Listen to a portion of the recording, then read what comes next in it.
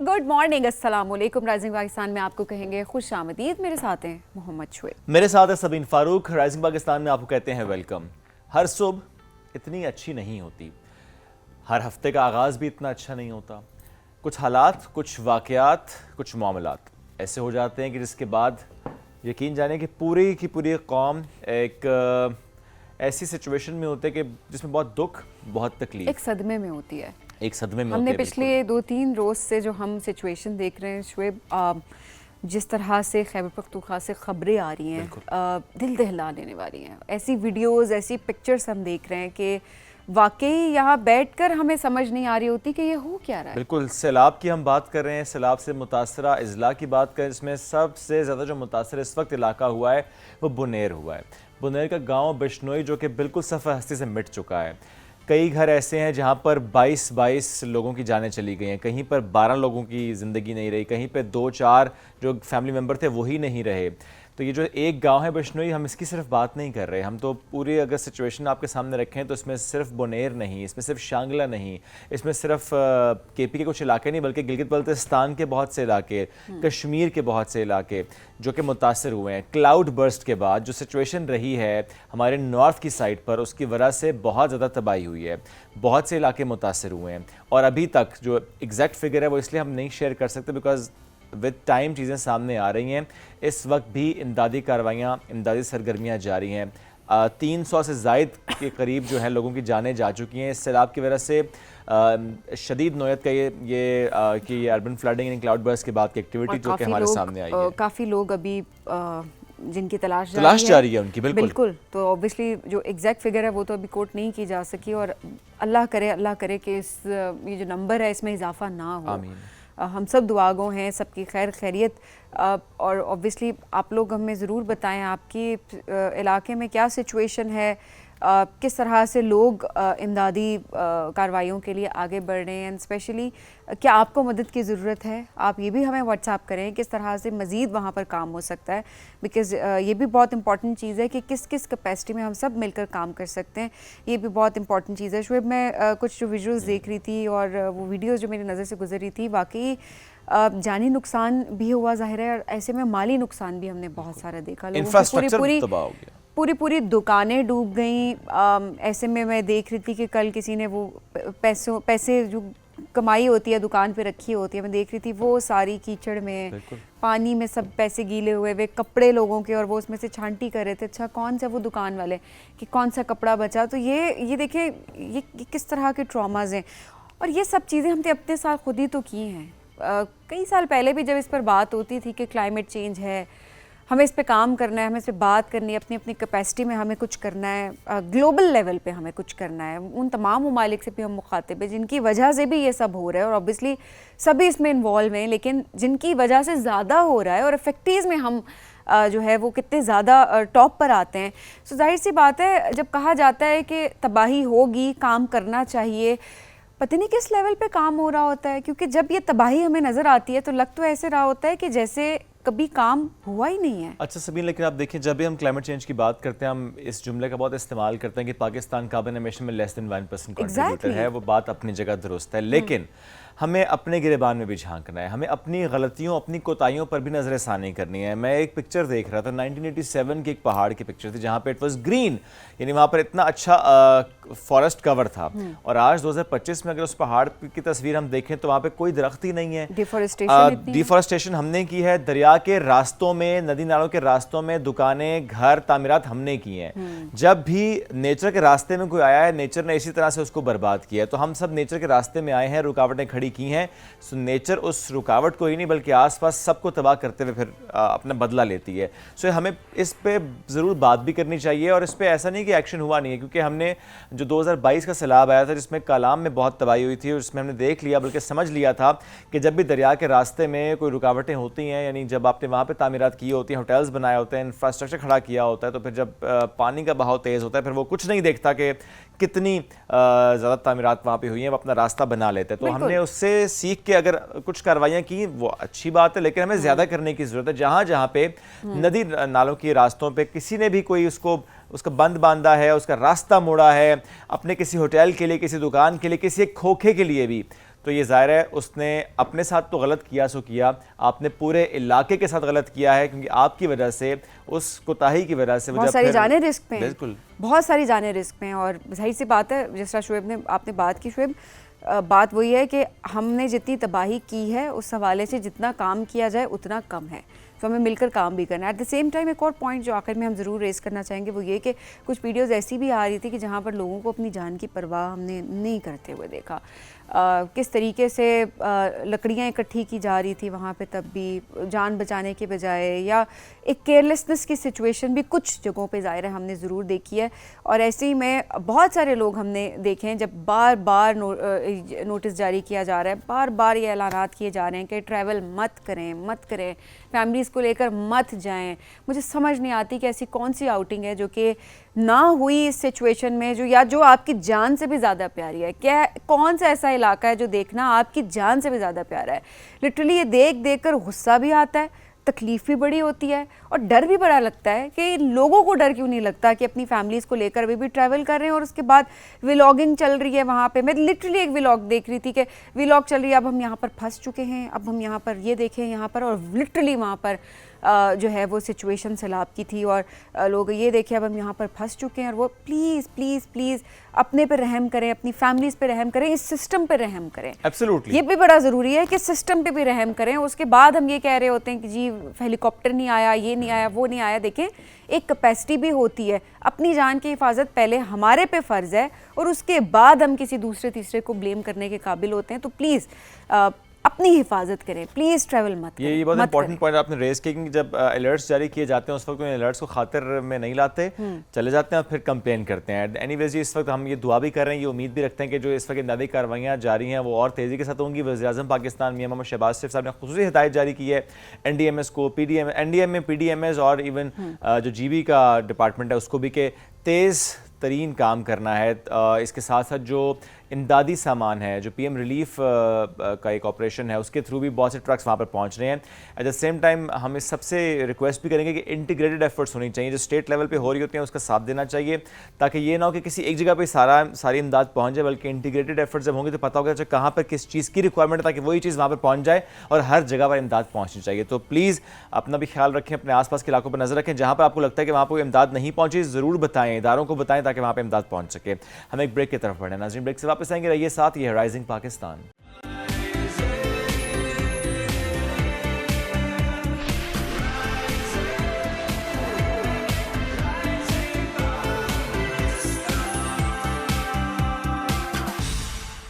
Welcome back to rising Pakistan में आपको कहेंगे खुश आमदीद। और हम कहते हैं ना कि पाकिस्तानी किसी से कम नहीं है और हमारी बच्चियां भी किसी से कम नहीं है, और वो पाकिस्तान में हो या पाकिस्तान से बाहर हो, पाकिस्तान का नाम हमेशा रोशन कर रहे होते हैं। तो आज ही जी एक और खुशखबरी हम आपको सुनाने जा रहे हैं, जो कि खुशखबरी पहले भी हमने सुनी थी महानूर चीमा से मुतल्लिक। इससे पहले आप सबको रिमाइंड कराते चलें कि GCSE और O लेवल के इम्तिहान में उन्होंने ज़ाहिर टॉप किया था, आलमी रिकॉर्ड बनाया था, और अब A लेवल में भी उन्होंने हैरानकुन शानदार कामयाबी जो है वो अपने नाम की है। उन्होंने जी 24 A ग्रेड्स लिए हैं, 24 A ग्रेड्स उन्होंने A लेवल के इम्तिहान में लेकर आलमी रिकॉर्ड जो है वो अपने नाम कर लिया। और ऐसे में जो यूनिवर्सिटी ऑफ ऑक्सफोर्ड है उसके मुमताज़ एग्जेक्टर कॉलेज में उनको दाखिला भी मिल गया। ये देखें वाकई कितनी बड़ी बड़ी बातें होती हैं, और A ग्रेड वैसे ही लेना बड़ा मुश्किल होता है A लेवल में, और इस लेवल पर लेना बहुत ज़्यादा मुश्किल तरीन काम होता है। लेकिन जाहिर सी बात है, जब आपकी मेहनत हो, लगन हो, तो फिर कोई आपको पीछे नहीं छोड़ सकता। लेकिन 24 A ग्रेड्स, ये बहुत बड़ी बात है। और एट दिस एज जिस तरह से उन्होंने विदाउट सपोर्ट मैंने इसलिए कहा कि नॉर्मली हम देखते हैं ना कि आप किसी एकेडमी को ज्वाइन कर रहे होते हैं या किसी ट्यूशन सेंटर या ट्यूटर को घर बुला रहे होते हैं, उस तरह से आप गाइडेंस ले रहे होते हैं। उन्होंने नहीं, किसी से उस तरह की गाइडेंस भी नहीं ली है, ख़ुद से उन्होंने सारी तैयारी की है और माशाल्लाह यहाँ तक वो पहुँची हैं। और जिस तरह सभी ने आपने बताया कि अब जिस तरह से उनका सफ़र आगे बढ़े टूवर्ड्स द ऑक्सफोर्ड, तो इट्स कमेंडेबल। तो कांग्रेचुलेशंस। हम जो 24 की बात कर रहे थे शुएब, जो इससे पहले जो हम बता रहे हैं GCSE और O लेवल के इम्तिहानात की, उसमें उन्होंने 34 A ग्रेड्स लिए थे। माशाल्लाह। अब हम 24 की बात कर रहे हैं। वाओ, माशाल्लाह, दैट्स ग्रेट। माशाल्लाह एक बहुत बड़ी बात है जी। Many congratulations. और इसी तरह से पाकिस्तान का नाम हमेशा रोशन करते हैं। तो हमारे स्टूडेंट्स तो बड़े आगे बढ़ रहे हैं, बड़े ज़बरदस्त काम भी कर रहे हैं। ऐसे में एक और जो खबर हमारे पास है, और ख़बर के साथ साथ हमारे साथ मेहमान भी हैं जिनके मुतालिक हमें आज बात करनी है। आलमी एआई हैकाथॉन में पहली पोजीशन ली है पाकिस्तानी टीम ने माशाल्लाह। 879 टीम्स थी जिनका ये कंपटीशन था। There was an online competition. इसमें एआई एक्सपर्ट की जो स्टूडेंट्स की टीम है उन्होंने पहली पोजीशन माशाल्लाह इस हैकाथॉन में हासिल की है। और इन्होंने जो प्रोजेक्ट है वो बनाया था, उसका नाम था एक्सेस जॉब्स, और ये एक एआई से चलने वाला जॉब रिकमेंडर, और सिर्फ 48 आवर्स में इन्होंने इसको तैयार किया। वंडरफुल। कुछ इनाम भी मिला इनको, बड़ा ज़्यादा इनाम मिला जी, 3000 अमेरिकी डॉलर उनको मिले हैं, और वाकई इनाम के हकदार भी थे। 48 आवर्स में जिस तरह से तैयार किया गया इसको, और उसके बाद टीम्स जो थी 879 टीम्स थी। बहुत बड़ी बात है कि उसमें आपने पहली पोजीशन ली हो। सो इस टीम से आपकी टीम के एक फर्द से आपकी मुलाकात करवाते हैं। हमारे साथ मौजूद है जी अब्दुल्ला तारिक। अस्सलाम वालेकुम अब्दुल्ला, कैसे हैं आप? अल्हम्दुलिल्लाह मैम, आप कैसे हैं? बिल्कुल ठीक ठाक, बहुत शुक्रिया प्रोग्राम में ज्वाइन करने के लिए अब्दुल्ला। पहले तो बहुत बहुत मुबारकबाद। पहला सवाल आप यही करेंगे, पैसे कहाँ हैं? हाँ, कहाँ है 3000 अमेरिकी डॉलर? जी मिल गए। हाँ, वो बेसिकली कंपनी ना 3 मंथ्स का टाइम लिया, तो वो सेंड कर देंगे हमें। अच्छा, दैट्स ग्रेट, कांग्रेचुलेशंस। थोड़ा सा बताएं इस कंपटीशन से मुतालिक भी। अच्छा, कैसे इसमें पार्टिसिपेट किया, कैसे मालूम हुआ, टीम कैसे बनी, पूरा प्रोसेस बताएं। जी बिल्कुल, ये बेसिकली इंटरनेशनल हैकाथॉन्स होते हैं, और स्पेशली जो CS IT ग्रेजुएट्स हैं या स्टूडेंट्स हैं वो इसमें पार्टिसिपेट कर रहे होते हैं अपनी स्किल्स डेवलप करने के लिए। तो अगर आप बहुत अच्छा परफॉर्म करते हैं तो इसमें पोजीशन भी आ जाती है, जैसे मेरी आई है माशाल्लाह। हाँ जी। 48 आवर्स में कैसे तैयार किया, थोड़ा सा प्रोसेस के बारे में बताएं। जी, ये हैकाथॉन्स होते हैं ना, इसमें पर्पज़ ये होता है, ये टाइम कंस्ट्रेंट होते हैं, ठीक है। इसमें लिमिटेड टाइम होता है, और उसमें रहते हुए आपने फुल एफर्ट करनी होती है। फुल एफर्ट करते हैं आप, और उसी में आप आइडिया जनरेट करते हैं, उसमें आप डेवलप करते हैं, उसमें फिर आप प्रेजेंट करते हैं, और फिर जजेस देखते हैं कि किसने अच्छा बनाया है, ठीक है। तो इस तरह से ये प्रॉपर कंपटीशन चलता है। क्या हर साल होता है? ये डिपेंड करता है प्लेटफॉर्म टू प्लेटफॉर्म। ये वीकेंड पे भी करते हैं, मंथली बेसिस पर भी होता है, लेकिन सजेस्ट ये किया जाता है कि क्योंकि हम स्टूडेंट हैं, बिजी लाइफ होती है, हमने अपनी स्टडी को भी देखना होता है, तो जो वीकेंड हैकाथॉन्स होते हैं ना वो बहुत हेल्पफुल रहते हैं। लाइक अब फ्राइडे को स्टार्ट हुआ है, सैटरडे संडे का टाइम दें आप, तो फिर आप फ्री हैं, ठीक है, फिर आप स्टडीज़ को टाइम दे सकते हैं। मंडे टू थर्सडे वीकेंड पे हो रहा होता है? हाँ, वीकेंड टू वीकेंड ये होते हैं। अच्छा, इतने फ्रीक्वेंट हो रहे होते हैं? हाँ, फ्रीक्वेंट हो रहे थे, लेकिन इसका एक्सपोजर नहीं ना पाकिस्तान में, ये सिर्फ चंद लोगों को पता है। लेकिन थैंक यू राइजिंग पाकिस्तान, आपने इनवाइट किया, ठीक है, मुझे चांस दिया। और मैं ये बताना चाहूँगा, जितने स्टूडेंट्स हैं वो इंटर्नशिप के पीछे दौड़े होते हैं कि इंटर्नशिप हमें मिले। देखें, इंटर्नशिप 6 मंथ लेगी, 3 मंथ्स लेगी, प्रैक्टिकल नॉलेज आपको दिया जाएगा, उसमें भी बहुत हेल्पफुल है वो भी। लेकिन देखें, इतना तो टाइम होता नहीं हमारे पास, और होती भी 1 पेड है, तो इससे अच्छा है क्यों ना हमें ऐसे कंपटीशन में जाया जाए, ठीक है। वहाँ पे हमें इंटरनेशनल टीम के साथ काम करने का मौका मिले ना, दोनों काम कर लें साथ साथ, इंटर्नशिप भी करें और ये वाला एक्सपोजर भी लें, दोनों चीजें दोनों भी की जा सकती हैं। लेकिन अगर इंटरनेशनल आपने कैरियर बनाना है तो ये बहुत हेल्पफुल चीज़ है। आप खुद क्या कर रहे हैं वैसे? हाँ, बहुत अच्छा क्वेश्चन है। बेसिकली मैं कंप्यूटर साइंस का स्टूडेंट हूँ, लास्ट सेमेस्टर है मेरा, और पहले मैंने 2-3 कंपनीज़ के साथ जॉब भी की, लेकिन फिर मैंने सोचा कि मुझे ना इंटरनेशनल कैरियर बनाना है, तो उसके लिए फिर मैंने इंटरनेशनल हैकाथॉन्स कंपटीशन में पार्टिसिपेट करना शुरू किया ताकि मेरी प्रोफाइल बिल्डिंग हो। तो मैं सोचता हूँ कि पाकिस्तान का एक्सपीरियंस अपनी जगह, लेकिन जो इंटरनेशनल में हमें एक एक्सपोजर मिलता है, एक एक्सपीरियंस गेन होता है, उसकी के तो क्या ही बात है। अच्छा, क्या इसमें सॉरी इस जो टीम है इनकी, क्या उसमें भी डिफरेंट मुल्कों से पार्टिसिपेंट थे? Very good question. तो इंटरनेशनल हैकाथॉन में आप पाकिस्तानी टीम के साथ भी काम कर सकते हैं, राइट? लेकिन जो कि हम इंटरनेशनल अब कंपटीशन है, अगर आप इंटरनेशनल टीम के साथ करते हैं ना पार्टिसिपेट, उसमें बहुत मज़ा आता है। वो इस तरह से कल्चर डिफरेंट होता है, ठीक है, आपको न्यू लर्निंग होती है, एक न्यू स्किल सेट होता है डिफरेंट मेंबर्स का ना।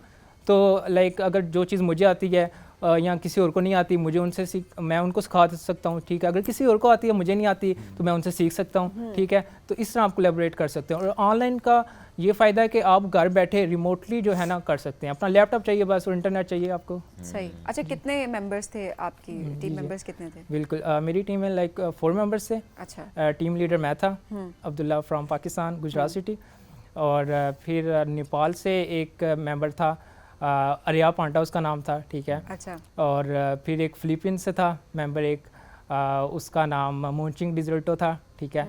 और फिर एक और पाकिस्तानी था, हमाद जहीर, ठीक है, वो यहाँ इस्लामाबाद से था, ठीक। लेकिन टीम लीड मैं कर रहा था, हमारी टीम बनाई थी, आइडिया मेरा था। तो आई एम वेरी ग्रेटफुल कि मुझे इतनी अच्छी टीम मिली, हमने मिल के कोलैबोरेट किया, मेहनत की, और आज अल्हम्दुलिल्लाह जो है ना हमारे फर्स्ट प्रोजेक्ट के बारे में भी हमें बताएं, ये किस तरह से बेस्ट है? बिकॉज फर्स्ट पोजीशन इतनी सारी टीम्स में से लेना बहुत बड़ी बात है, तो थोड़ा सा इसको इलैबोरेट कीजिएगा। बेसिकली लास्ट ईयर की बात है जब मैंने स्टार्ट किया था ना इन कंपटीशन में पार्टिसिपेट करना। तो फर्स्ट कंपटीशन में जब मैं पार्टिसिपेट किया ना वो लोकल लेवल पे था, लाइक पाकिस्तान लेवल पे था ना, तो उसमें टॉप 10 में हमारी टीम आ गई ना। तो उससे थोड़ी मुझे मोटिवेशन मिली कि कैसे जो है ना इंटरनेशनल लेवल पे भी हम अगर पाकिस्तान लेवल पे कर सकते हैं तो इंटरनेशनल लेवल पे भी कर सकते हैं ना। तो जब फिर मैंने स्टार्ट किया इंटरनेशनल लेवल पे करना, और मेरी पोजीशन नहीं थी आती मैं पार्टिसिपेट करता था, पोजीशन नहीं थी आती, लेकिन लर्निंग काफ़ी होती थी, राइट। और मैं ऑलवेज क्यूरियस रहता था ये लोग कौन होते हैं जो इतनी पोजीशन ले जाते हैं, इतनी लार्ज अमाउंट टीम्स होती हैं, ठीक है, इतना कंपटीशन होता है।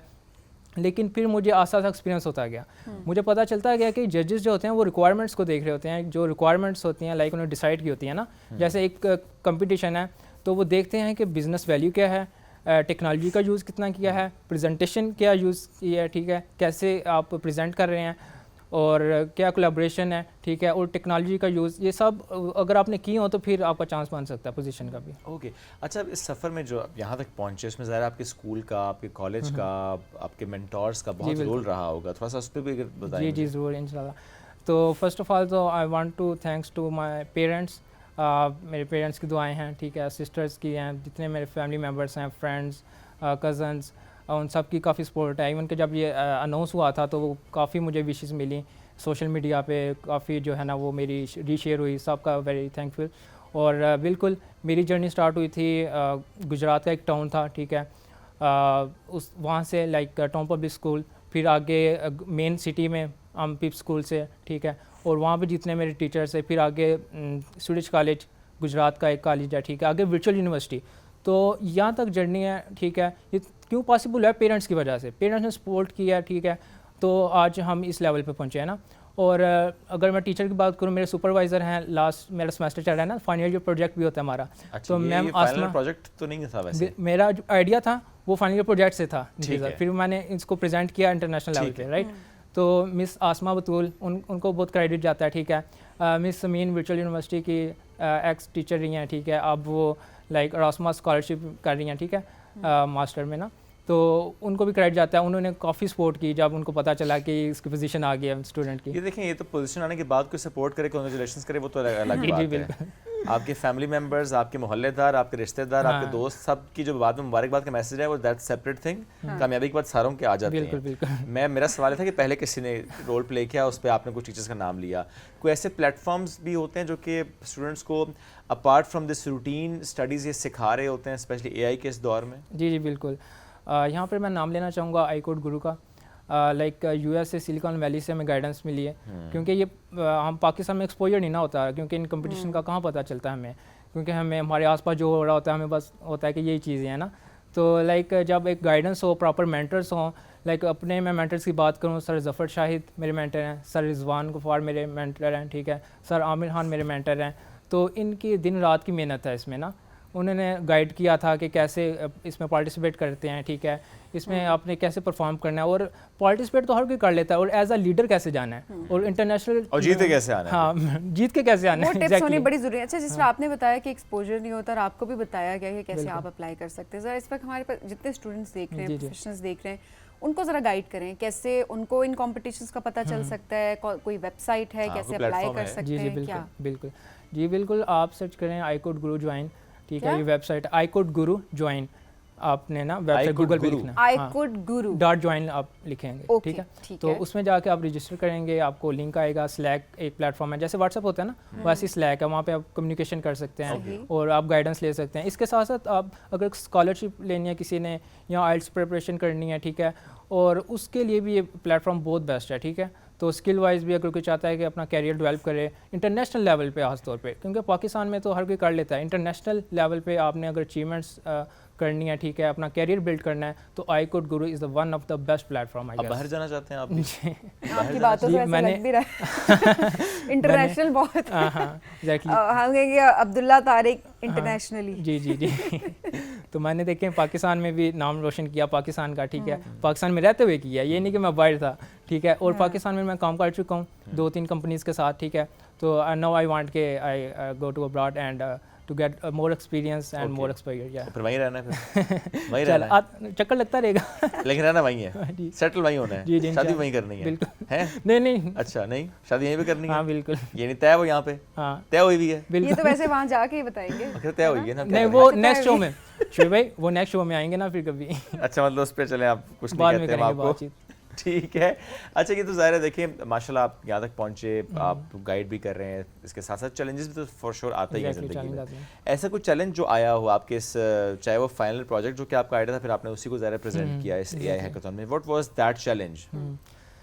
जी बिल्कुल चैलेंज आते हैं, और जैसे मैंने बताया कि 48 आवर्स का टाइम था ना, और हैकाथॉन में ये होता है कि आपने फुल फ्लैज एप्लीकेशन नहीं बनानी होती, इसमें आपने प्रोटोटाइप देना होता है। प्रोटोटाइप मीन के एक डिज़ाइन आपने शो करना होता है जजेस को, और वो फिर जो है ना एनालाइज करते हैं कि इनका किस लेवल पे है प्रोजेक्ट, और फिर जो है ना वो लाइक उसके अकॉर्डिंगली वो फीडबैक देते हैं। Time is the main challenge? या time is the main challenge, right.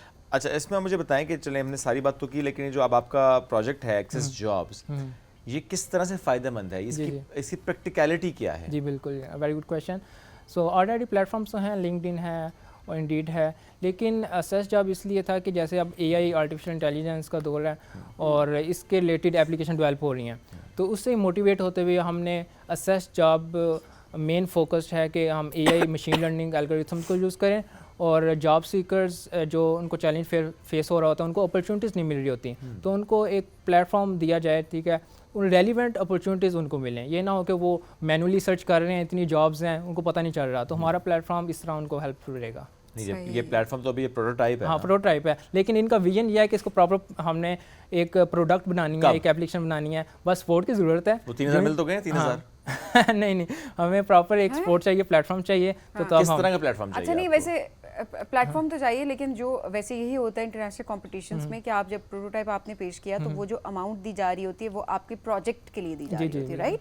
वो जो इनाम बेसिकली होता है वो ये होता है कि आप अपने प्रोजेक्ट, वो ऐसे थोड़ी कि आपने टिकट कराना बाहर जाना है। जी, तो बिल्कुल ये आप वो कोई इसमें रॉकेट साइंस नहीं होती कि हार्ड एंड फास्ट रूल नहीं है कि आपने ज़रूरी है उस पर लाइक यूज़ करना है ना, ठीक है? क्या करना है, क्या ज़रूरी नहीं है, कोई रॉकेट साइंस नहीं है जी, कोई ज़रूरी नहीं है कि आपने वो पैसे उसी प्रोजेक्ट पे यूज़ करने हैं, अगर आपने विन नहीं कर लिए और आपको दिए उस प्रोजेक्ट के लिए गए, ऐसे नहीं, वो आप पर्सनल भी यूज़ करें, लाइक वाइज मेरा टीममेट है, मैं आपको एग्जांपल देता हूँ ना, मैम सबीन, मैं आपको एग्जांपल दे रहा हूँ, राइट?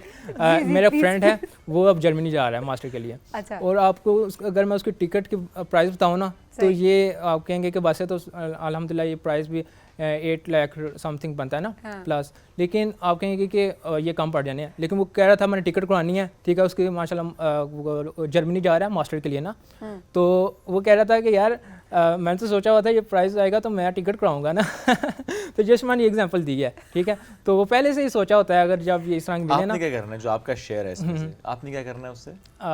बिल्कुल, मैं जैसे मेरा अभी लास्ट मैसेज चल रहा है ना, तो मैं देखूंगा ये कैसे मेरे प्रोजेक्ट में भी हेल्पफुल हो सकता है, इसको हम टीम में हम मीटिंग करेंगे प्रॉपर, और हम डिसाइड करेंगे कैसे हम इसको मज़ीद ग्रो कर सकते हैं। कितना लेना है? हाँ, वो डिसाइड हो गया, वो हम 8.5 लाख हैं उसमें से, मतलब तकरीबन 8.5 लाख ही। एग्जैक्टली तो वो हम डिवाइड करेंगे, तो आप टीम मेंबर्स से क्या फिर हाँ 4 मेंबर्स हैं हम, तो फिर हम डिवीजन करेंगे, लेकिन इधर 2 डे में हमने कोई मेहनत 2 दिन की मेहनत थी इसमें ना, ये नहीं था हमें को। लेकिन ये एक अच्छी बात जरूर है कि आप जब डिफरेंट कॉम्पिटिशन्स में पार्टिसिपेट करते हैं, एक तरफ एक्सपोजर, दूसरी तरफ जो इस तरह से आप विन कर रहे होते हैं, आपको इंसेंटिव मिलता है ना, इंसेंटिव मिलता है। सबीन देखिए, आप बजाय इसके आप डिपेंडेंट अपने पेरेंट्स पे, आप अक्सर ये बात करते हैं ना, हम एग्जांपल बाहर की देते हैं कि जी बाहर तो ये होता है जब आप यूनिवर्सिटी में जाते हैं तो आप खुद अर्न करते हैं और यूनिवर्सिटी की फीस पे करते हैं। हमारे यहाँ ज़रा कल्चर बहुत डिफरेंट है, हमारे यहाँ तो शादी के बाद भी अपने अम्मा पापा डिपेंडेंट होते हैं, तो ऐसे में ये बड़ा ज़रूरी होता है कि आप खुद कमाएं और उसके थ्रू अपने जॉब एंड स्किल सेट को इम्प्रूव करें और फिर आगे बढ़ते हुए चले जाएँ। तो ये बड़ा अच्छी बात आपने की है। ज़ाहिर अगर आपका दोस्त बाहर भी जा रहा है तो पढ़ने के लिए जा रहा है, मास्टर्स डिग्री प्रोग्राम के लिए, वापस आएगा पाकिस्तान सर्व करेगा,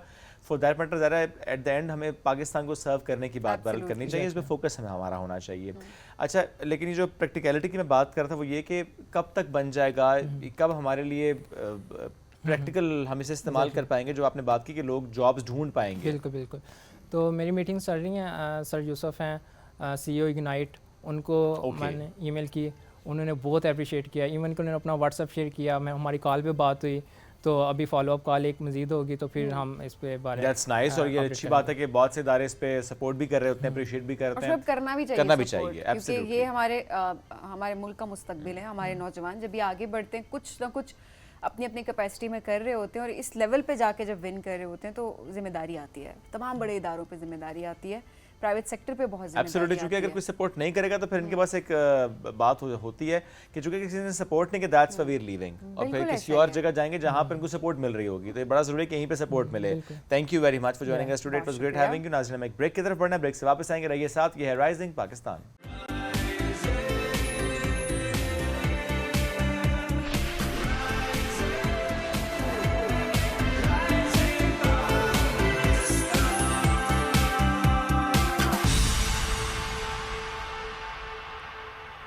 वेलकम बैक जी राइजिंग पाकिस्तान में आपको कहेंगे खुश आमदीद। और आज हम बासलाहियत लोगों से ही आपकी मुलाकात करवा रहे हैं, हमेशा की तरह नहीं, हाँ वो बात तो सही है, लेकिन ज़्यादा हमें ये होता है कि टॉपिक्स भी चल रहे होते हैं, बट आज हमने सोचा कि बासलाहियत लोगों की एक अच्छी लिस्ट तैयार की जाए और आपके सामने प्रेजेंट की जाए। तो आज जी हमारे साथ मौजूद हैं आमना चौधरी, जो कि फोटोग्राफर भी हैं और ड्रोन पायलट है, कमर्शियल ड्रोन उड़ाने वाली पाकिस्तान की पहली खातून है। ये देखते हैं हम अक्सर इवेंट्स में या नॉर्थ में या कहीं पर ट्रैवल करते हुए कि आपको ड्रोन उड़ाने वाले नजर तो आ जाते हैं बॉयज, लेकिन आपको गर्ल्स नजर नहीं आती। लेकिन चलें, आज हमने कहा कि आपको हम जरा एक गर्ल से भी आपकी मुलाकात करवाते हैं। ट्रैवलिंग का इनको बहुत ज़्यादा शौक है, सोलो ट्रैवल भी कर रही होती हैं, पाकिस्तान घूमने का भी बहुत ज़्यादा इनको शौक है, और इसके अलावा क्या कुछ करती हैं जी? हाँ जी, बाइक पे भी निकल जाती हैं, बाइक पे भी निकल जाती हैं, बाइकिंग का भी बहुत शौक है। At the same time digital artist भी हैं, बहुत सारे जो कॉम्पिटिशन्स इंटरनेशनल लेवल पे वो भी ये विन कर चुकी हैं। तो लिस्ट जो है वो बड़ी लंबी है, तो आपकी डायरेक्ट मुलाकात ही करवाते हैं। आमना चौधरी से हमारे से मौजूद है। अस्सलाम वालेकुम। आमना, बहुत शुक्रिया प्रोग्राम में ज्वाइन करने के लिए। आमना, ये जो इतने सारे आपके इंट्रोडक्शन से ये भी करती हैं, ये भी करती हैं, ये भी करती हैं, सर फहरिस्त किसको रखा जाए? मेरा मेजर मेरा हॉबी भी है ट्रैवलिंग का, तो उसके साथ मैंने अपना कंटिन्यू किया हुआ ड्रोन पायलटिंग का, क्योंकि आई यूजुअली मेक डॉक्यूमेंट्रीज, उसमें काफ़ी ज़्यादा ज़रूरत होती है। सो ड्रोन का मेरा मेजर है, मैं इस चीज़ को ज़्यादा इंजॉय करती हूँ, so it's a different thing. और सोसाइटी में बहुत सारी मुझे नहीं लगता कि कोई भी इस तरह से कर रही होगी, लेकिन कर भी रही होगी, उस तरह से उन्होंने अपने आप को प्रेजेंट नहीं किया हुआ। सो मैं जो काम करती हूँ उसको प्रॉपर तरीके से प्रेजेंट भी करती हूँ, जो ड्रोन पायलटिंग में जो मेरा काम है। और ड्रोन जब भी आप स्टार्ट करते हैं तो ज़रूर कोई ना कोई नुकसान होता है, कभी ना कभी ड्रोन या तो गिर जाता है या हो ही जाता है नुकसान। आपसे भी हुआ था? नहीं, अभी तक मेरे से आई हैव 3 ड्रोन्स, में से एक भी क्रैश नहीं हुआ। माशाल्लाह, दैट्स ग्रेट। वरना ड्रोन सीखते सीखते एक आधा नुकसान तो हो ही जाता है। अभी तक फिलहाल नहीं हुआ, क्योंकि मैंने ना हो जी, आगे भी अच्छे खासे महंगे होते हैं। हाँ, दीज आर वेरी एक्सपेंसिव। शायद यही वजह है कि इसमें मोस्टली लोग नहीं आते हैं, मोस्टली लड़कियाँ नहीं आती हैं, उसको उनको इंकरेज नहीं किया जाता। लेकिन ये कि आप छोटे ड्रोन से स्टार्ट करें, जब भी आप बिगनर हैं तो छोटे ड्रोन से स्टार्ट करें और आहिस्ता आहिस्ता फिर आप अपना अपग्रेड करते जाएं, तो आपको टाइम के साथ साथ एक्सपीरियंस हो जाता है। एब्सोल्युटली। कितना अर्सा हो गया वैसे ड्रोन के साथ डॉक्यूमेंट्रीज बनाते हुए? मुझे तकरीबन 4 साल हो गए हैं। ओके, और डॉक्यूमेंट्रीज ज़्यादा आपने नॉर्थ में ही बनाई हैं, ट्रैवल करते हुए बनाई हैं? Actually I am working with international humanitarian organisation, तो मेरा काम भी थोड़ा सा ऐसा होता है, तो वहाँ पे भी ट्रैवल प्लस डॉक्यूमेंट्रीज का हो जाता है। इसके अलावा मैं अपने पर्सनल भी करती हूँ। ओके, जैसे ये जो हम इस वक्त दिखा रहे हैं, इसको अगर एक्सप्लेन करें आप। सो दिस इज़ मैं नांगा पर्बत बेस कैंप पे गई थी, तो ये रास्ते में नांगा पर्बत के साथ मैंने किया था। सो ये मेरा काफ़ी मैं कह सकती हूँ मेरा बहुत मैं इसको मेमोरेबल मोमेंट कह सकती हूँ। That's close to your heart, क्योंकि When you face to face with the Naga इतना पर्बत, खूबसूरत होता है, जी, और आपने ड्रोन से कैप्चर किया ड्यूरिंग योर जर्नी। और मुझे नहीं लगता कि किसी फीमेल ने इस पॉइंट पे जाके ये कैप्चरिंग की होगी। नहीं, और अगर किया भी है तो आप हमें ज़रूर बताएं, we would love to feature that. और हमें बड़ा अच्छा लगता है कि ख़वातीन जब इस तरह से आगे बढ़ रही होती हैं और इस तरह के जब काम कर रही होती हैं तो हम उसको फीचर भी ज़रूर करें। शुएब, आप तो ज़रूर गए हुए होंगे नांगा पर्बत? नहीं गए हुए? अच्छा, ओके, मुझे लगा था क्योंकि ट्रैवलिंग का इनको भी बहुत ज़्यादा शौक है, तो जब भी कोई आइडिया है मुझे इनका आई नो, तो ऑब्वियसली शुएब को ऑलरेडी उसका पता भी होता है, तो ये बड़ी मेरे लिए एक क्या कहते हैं सरप्राइजिंग सी बात है कि आपने इस दफा मेरा प्लान था, मैंने टिकट्स भी करा लिए हुए थे कि मुझे जाना था, हमने पूरा डिसाइड किया था कि गलती किसकी है, हम किसको कसूरवार ठहराएं? मौसम को। हाँ, वेदर बहुत ज़्यादा, वेदर चेंज हुआ, हमने टिकट कैंसिल की। लेकिन जुलाई इज द बेस्ट मंथ जिसमें आप जा सकते हो नांगा पर्बत अगर फॉर एग्जांपल आप। आई थिंक चले जून जुलाई नेक्स्ट ईयर। लेकिन जुलाई का एंड ही था, लेकिन चले अब क्या हो सकता है। और आपने मुझे कहा था ना जाओ, तो इसमें तो इसलिए नहीं गया था। हाँ, मैंने कब कहा? अच्छा, हाँ, ऑब्वियसली आपको भी कहा था, और जाहिर सी बात है बहुत सारे लोग, जिस तरह हम अभी भी बार बार इस बात पे फोकस करें, एम्फसाइज करें कि आप लोगों ने नहीं ट्रैवल, क्योंकि मैंने सबीन की बात मानना शुरू कर दिया, उनसे पिछली बार मुझे सबीन ने जब कहा था ना जाओ, तो मैं चला गया था, तो मैंने बाद में कहा तुम ठीक कह रही थी। हाँ जी, मैंने एक जगह का कहा था, मैं उसका जिक्र नहीं करना चाहती यहाँ पे। आप कहेंगे कि अच्छा पाकिस्तान की इस जगह को इतनी सारे वो ऐसे ऐसे कमेंट आना शुरू हो जाते हैं ना, इंसान परेशान हो जाता है कि अल्लाह मैंने तो कुछ कहा ही नहीं, मैं तो सिर्फ सच बयान किया। बट मैंने बड़ा मना किया, कितना मना किया, फैमिली लेके वहाँ पहुँच गई। बाद में आए कहते सबीन तुम तो ठीक कह रही थी। एनीहाउ आमना, आप किस तरह से ट्रैवल प्लान करती हैं? मेरी अपनी ट्रैवल कम्युनिटी है जिसके साथ मैं करती हूँ, और कभी कभी सोलो भी चली जाती हूँ। ओके, सोलो जाना इज डिफिकल्ट? मेरे ख्याल में आप ज़्यादा अच्छे से मैनेज कर लेते हो चीज़ें, आपके साथ और लोग नहीं होते जिन्हें हमने मैनेज करना होता है। सो दिस इज द हाँ, ये बड़ा इम्पोर्टेंट पार्ट हो जाता है ना, होता है। कोई एक भी शख्स डिफिकल्ट हो ना तो आप कहते हैं सारा मेरा trip. Exactly, specially the girls, उनको थोड़ा सा मैनेज करना थोड़ा सा मुश्किल होता है। हील्स पहन के तो नहीं चली जाती? कुछ होती भी हैं लेकिन उनके साथ तो बिल्कुल भी नहीं। सवाल किया था। नहीं, actually I am the like वो वाली ट्रैवलर नहीं हूँ जो चेक इन करें जस्ट वो आ जाए। लाइक आई एम द वो प्रॉपर जो डीप ट्रैवलिंग होती है ना ट्रैकिंग साइड पे, सो वो वाली मैं करती हूँ। तो उसमें वही लड़कियाँ आती हैं जो फिजिकली लाइक फिट होती हैं। सो उस तरह की लड़कियाँ नहीं आती जो आप हील्स कह रही हैं मैंने घर आती हैं। लेकिन कोई अगर आ जाए तो उसे नहीं पता होता, वो इसलिए आ जाती हैं कि उन्हें पिक्चर्स अच्छी चाहिए होती हैं। एग्जैक्टली, कुछ लोग सिर्फ पिक्चर्स के लिए ट्रैवल करते हैं। आई गेस इस तरह नहीं होना चाहिए। नहीं, मेरा ख्याल है वैसे मोटिवेशन तो कोई भी होनी चाहिए। आप सिर्फ उस जगह पे जा रहे हैं, आप ट्रैवल कर रहे हैं। कुछ लोग होते हैं जो कि जैसे आप सोलो ट्रैवलिंग की बात करें तो ऑब्वियसली वो मी टाइम एंजॉय करने के लिए, कुछ मेंटल हेल्थ के लिए जाते हैं, कुछ का ये फोकस होता है कि मैंने इस पॉइंट पे पहुंच के उस चीज को कैप्चर करना है। तो सोशल मीडिया हेल्थ के लिए जाते हैं, कुछ सोशल मीडिया हेल्थ के, तो वो मोटिवेशन होती है। हम सिर्फ ये कहते हैं कि आप जाएं पाकिस्तान को एक तरह से एक्सप्लोर करें और अच्छा सा उसको इमेज जो है वो आप सोशल मीडिया पे प्रेजेंट करें। ट्रैवल मेरे ख्याल में आपको चेक इन के लिए नहीं करना चाहिए। ट्रैवल आपको लाइफ में बहुत सारी चीज़ें और भी सिखाती है। सो ट्रैवल आपको हम्बल होना सिखाती है, आपको ये सिखाती है कि आप लोगों से इंटरेक्ट कैसे कर सकते हैं, लोगों को स्पेस देना आपको आ जाता है। डिफरेंट कल्चर्स को जब आप देखते हैं तो एग्जैक्टली, और आप बहुत सारी चीज़ें लर्न करते हो जब आप डिफरेंट लोगों से मिलते हो। एंड देन फ्लेक्सिबिलिटी, ये कितनी इंपॉर्टेंट है कि आपकी पर्सनालिटी में फ्लेक्सिबिलिटी आती है और वाकई जो चीज़ें आपने नहीं की हुई होती वो आपको करनी पड़ेगी। एग्जैक्टली, और लाइफ का आपको पता चलता है कि लाइफ में आपकी और भी काफ़ी चीज़ें हैं करने को, सिर्फ गॉसिप और ये चीज़ नहीं होती है। वेरी ट्रू, और आपको वाकई थोड़े बड़े पर्पस नजर आ रहे होते हैं। एग्जैक्टली, और आप थोड़ा सा उस पर्सपेक्टिव में ना आगे बढ़ते हैं। जिस तरह आप जैसे कहते हैं ना आपको एक उफक का नज़ारा होता है, वैसे ही आपको अपनी ज़िंदगी में भी उसी तरह से आगे नज़र आ रहा होता है कि अच्छा बहुत आगे आपको जाना है, या there is so much to do actually, बजाय सिर्फ एक ही काम या मोनोटनी के साथ चलते चले जाएं। आप ब्रॉड माइंड हो जाते हैं। ब्रॉड माइंड हो जाते हैं, एब्सोल्युटली। आप जो कि आपने एक तो वीडियो पे कहा नांगा पर्वत जाते हुए कि आपने कहा कि बेस कैंप वाला पॉइंट कि अच्छा वहाँ तक जाना और बड़ा खूबसूरत रास्ता था। इसके अलावा जब आप ट्रैवल करती हैं, जब बाइक पे या सोलो ट्रैवल, कौन सा रास्ता या कौन सी ऐसी जगह है सबसे ज़्यादा पसंद है जहाँ पे ज़्यादा से ज़्यादा जाना चाहती हैं? बाइक पे तो अभी खैर मेरा उस तरह से एक्सपीरियंस नहीं है, लेकिन हाँ वो तो अभी बिल्कुल मेरा स्टार्ट भी नहीं हुआ। बाइक को कभी लगी है? हाँ अभी लगी है, यू कैन से दैट। आपने रास्ते का पूछा कि लाइक कौन सी जगह ज़्यादा प्यारी है। लाइक मेरे हाल में ज़्यादा वही जगह प्यारी होती हैं जो पहाड़ों के अंदर होती हैं। लाइक जो आप ट्रैक कर जाते हो, कुछ चीज़ें ऐसी होती हैं, वो कहते हैं ना कुछ नज़ारे अल्लाह ताला ने उन्हीं के लिए बनाए होते हैं जो लाइक जिसके लिए वहाँ तक पहुँचते हैं। Very true. सो मुझे अभी तक जो सबसे प्यारा कल्चर के लिहाज से देखा जाए तो मुझे कैलाश बहुत अट्रैक्ट किया था। अगर आपने डिफरेंट कल्चर अगर पाकिस्तान में रहते हुए अगर आपने करना है वो तो एक्सपीरियंस करना है तो मेरे हाल में आपको ज़िंदगी में एक दफ़ा कैलाश ज़रूर जाना चाहिए। आई एग्री जी, लाजमी जाना चाहिए। इसके अलावा जो बहुत अगर ट्रैक के लिहाज से देखा जाए तो काफ़ी सारे ट्रैक्स हैं कश्मीर के, वो आप एक्सप्लोर कर सकते हैं। इसके अलावा जैसे कि नीलम वैली, चट्टागट्टा भी है, वो बहुत प्यारा ट्रैक है। बिल्कुल कोई शक नहीं, आपने कर लिया वो? अभी मेरा इस वीक में प्लान था, लेकिन वही बात है अगेन ये वेदर की वजह से मेरा रह गया, लेकिन मैंने जाना था। बहुत ज़्यादा चीज़ें कोइंसिडेंटली हो रही है। मेरा भी इस वीक का प्लान था, लेकिन वही बात है कि मौसम ऐसा है उसने इजाज़त नहीं दी। हाँ उसने इजाज़त नहीं दी है, लेकिन ये बात है रिकमेंडेड भी नहीं है अभी जाना, तो मैं जाना भी नहीं चाहिए। नेक्स्ट वीक पे है, लेट्स सी देखें। लेकिन इसके अलावा जो मुझे जॉइन आपका भी वैसे प्लान बन रहा था। हाँ बता तो रहा हूँ अभी मौसम की वजह से। नहीं मैं ये कह रही हूँ कि अब आप आगे आई थिंक अगस्त के बाद तो नहीं हम जा सकते। August is the last month to go for चट्टागट्टा। नहीं सितंबर के फर्स्ट वीक तक जा सकते हैं। ओके चलो लेट्स सी। जी जी, अगर सबीना आपने छुट्टियां दे दी मुझे तो। नहीं आप प्लीज जाएं, आपको जितना शौक है ना आप जाएं वरना हम ये सुन के थक जाएंगे इन्होंने चट्टागट्टा लेक जाना है। इसके अलावा मैंने बेस कैंप किया था तो वहाँ पे like it was a very different experience. मुझे 2 दफा गोस्ट का भी एक्सपीरियंस हुआ था। हां कहां पे? सो गोस्ट का एक्सपीरियंस हुआ था। मतलब बेस कैंप पे हां क्या हुआ था प्लीज बताएं ना, सबीन को जरा एक्सप्लेन करें इसको डिटेल से। It's a long story. आप मुझे डिमोटिवेट कर रहे हैं मजीद के मैं और मत जाऊं अगर मेरा प्लान बने। लेकिन सुनना तो है ना। लेकिन वो ट्रैक बहुत प्यारा है। आप पहले आप पाकिस्तान आप ब्याल कैंप जाते हो, ब्याल कैंप से आगे पाकिस्तान व्यू पॉइंट है, उससे आगे आपका जर्मन है। सही। तो जर्मन थोड़ा सा टफ होता है, नॉर्मल जिन्होंने हाइक वगैरह नहीं की होती, इट्स लाइक थोड़ा सा स्लीपी है। हुआ क्या, जिन्नात देखे आपने? जी देखे थे। वो एक्चुअली इस तरह से हुआ था कि हमारा सिर्फ प्लान ये था कि हमने जर्मन व्यू पॉइंट तक जाना है। ठीक है। सो जहाँ से आपको 360 नज़र आता है नांगा पर्वत का, लाइक बहुत जिसकी आपने वीडियो भी अभी दिखाई है। सो मैं वहाँ पे पहुँची थी 4:30 के अराउंड, क्योंकि टाइम होता है, आपने अगर बेस कैंप करना है तो आपको सुबह अर्ली निकलना होता है। आप mid of the like afternoon में आप प्लान नहीं कर सकते बेस कैंप का। तो मेरे साथ मेरी एक फ्रेंड थी, एक पोर्टर थे जस्ट, और 2 हॉर्सेस थे हमारे। सो हम लोगों ने इस तरह से प्लान किया कि 4:30 के अराउंड मैंने क्लिप्स वगैरह कुछ लेने थे नागा पर्वत के, और सनसेट के मैंने लेने थे।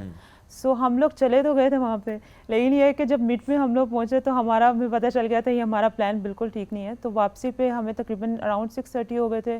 तो सनसेट का टाइम था, मैं रुक गई थी वहाँ पे, हालांकि मुझे रुकना नहीं चाहिए था, क्योंकि मेरे कहा सनसेट हो रहा है तो हम वहाँ पे कैप्चरिंग कुछ फर्दर ड्रोन की मुझे क्लिप्स लेनी थी, तो मैं कहा ले लेते हैं।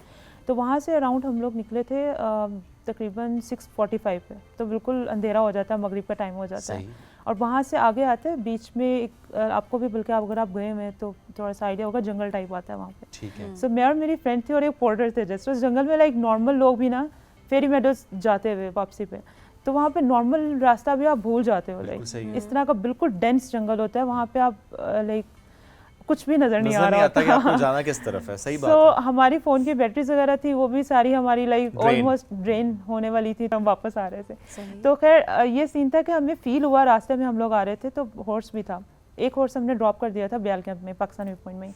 सो हमें फील हुआ कि हमारे साथ कोई चीज़ आ रही है लाइक।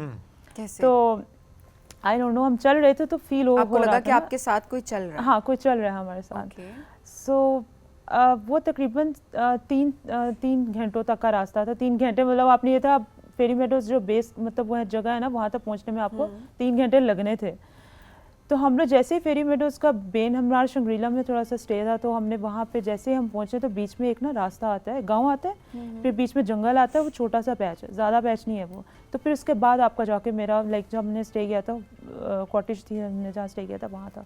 तो खैर उस जंगल में जैसे ही हम पहुँचे हैं ना, तो नॉर्मल गाँव के लोग आ रहे होते हैं वहाँ से, तो हमने कहा शायद ये नॉर्मल बंदे हो गए। एक बूढ़ा सा आदमी गुजरा और फिर एक यंग बंदा था, अराउंड उसकी एज होगी 24 और 3 एज होगी, और लाइक हम उसके पेरेंट्स भी ऐसे थे जैसे यूजुअली पठान होते हैं, वैसे थी। तो वो ऐसे आगे से आ रहा था और मेरी फ्रेंड ने मेरा हाथ पकड़ा हुआ था, लाइक उसको कुछ फील हो गया था, क्योंकि यूजुअली उसको पहले भी फील हो जाता है। तो उसको थोड़ा सा फील हुआ ना कि something is not like usual नहीं है, कुछ यूजुअल नहीं है। वो सामने से आ रहा था, हम ऊपर थे और हम नीचे उतर रहे थे। तो वो एकदम से मेरी फ्रेंड ऐसे गलत मुड़ गई लाइक राइट साइड पे ना, और इतनी ज़ोर से वो लाइक उसने चीख मारी और वो पैनिक हुई, उसके पास से गुजरा। और बाद में उसने मुझे बताया, कहती वो इतना एक्चुअली उसने ना कनेक्ट उसके साथ किया था, वो जो चीज़ थी ना उसने कनेक्ट मेरी फ्रेंड के साथ किया था, मेरे साथ उसने कनेक्ट नहीं किया था। तो खैर उसने इतनी ज़ोर से चीख मारी और उसने जो बाद में मुझे अपना रिव्यू बताया था, उसने कहा था कि जब मेरे पास से गुजरा था मुझे 50 डिग्रीज की इंटेंस हीट फील हुई थी, और उसकी जो आइज़ थी वो रेडिश ग्रीन टाइप थी और लाइक मुझे कुछ भी नहीं फील हुआ था, मुझे एज ए ह्यूमन नॉर्मल जैसे लड़के होते हैं वैसे फील हुआ था। अच्छा। और मुझे तब तक पता ही नहीं चला कि लाइक, क्योंकि उसने मेरे से कनेक्ट नहीं किया था, मुझे पता ही नहीं चला कि ये जिन है, मुझे लगा नॉर्मल लड़के। और इसको हो सकती है नहीं, it's not the hallucination. Okay. So मुझे लगा कि शायद ये नॉर्मल लड़का है, तो मैं मुझे लगा कि ये इससे तंग कर गया है। सही। तो वो ऊपर जैसे वो तकरीबन वहाँ से मैं नीचे उतरने में 5 मिनट लगे थे और उससे ऊपर चढ़ने में 4-5 सेकंड लगे होंगे, और उसमें हमें पता भी वो मेरी फ्रेंड पैनिक थी, उसको पता नहीं चला और मैंने ध्यान नहीं दिया कि उसको ऊपर चढ़ने में 4-5 सेकंड लगे और हमें नीचे उतरने में 5 मिनट लगे थे। तो खैर एनीवेज वो जो हमारे साथ होस्ट था वो भी काफ़ी पैनिक हो गया था, और मुझे तब तक भी पता नहीं चला कि ये कोई चीज़ एग्जिस्ट कर रही है यहाँ पे।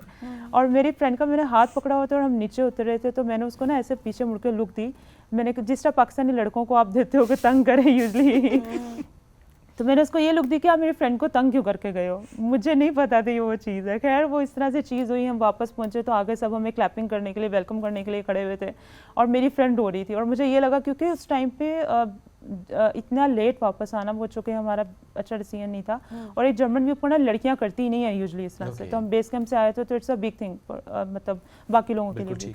तो उन्होंने अप्रिशिएट करने के लिए हमें क्लैपिंग की और हमें वेलकम करने के लिए खड़े। मेरी फ्रेंड रो रही है और मुझे लगा कि वो शायद खुशी के आंसू में रो रही है उसे खुशी हो रही है कि हम बेस कैंप कर रहे हैं या हम जर्मन व्यू पॉइंट से हुआ है, तो ये मुझे तो रो रही थी वो।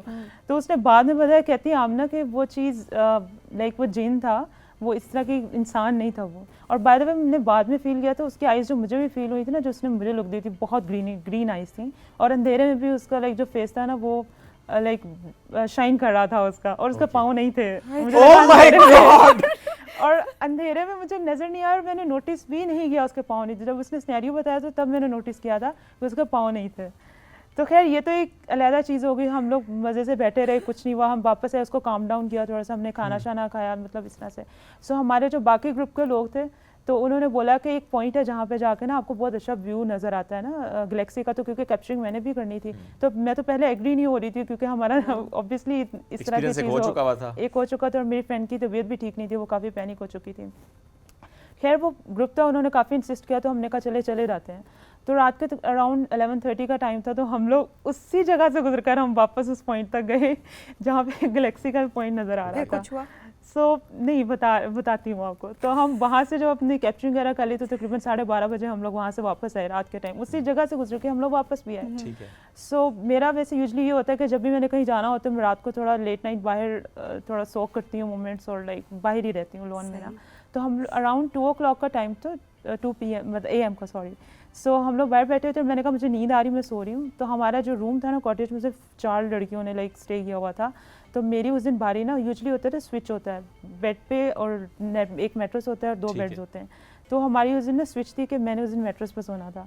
सो खैर हम लोग, मैं चली गई अंदर, हम लोग सो गए जाके। तो हार्डली 2 का टाइम था और हार्डली आधा घंटा भी नहीं गुजरा। और हमें कहीं पे भी जाती हूँ ना, यूजुअली मैं रूम की लाइट ना अपनी ऑन रख कर फिर सोती हूँ, रूम लॉक करके, तो बिस्मिल्लाह पढ़ के रूम लॉक करके आयते शायते पढ़ के फिर लाइक सोती हूँ। सो उस दिन ना मुझे रूम बंद करना भी याद नहीं रहा, लाइट्स ऑन थी लेकिन रूम बंद करना याद नहीं रहा। तो खैर मैं ऐसे लेटी हुई हूँ, तो मुझे मेरी फ्रेंड ने बोला था, चूँकि वो काफ़ी डरी हुई थी, कहती आमना मुझे रात को अगर डर लगा ना तो सॉरी तो मैं ना आपके पास आके लेट जाऊँगी। मैं कहा ठीक है, इट्स फाइन, कोई मसला नहीं है।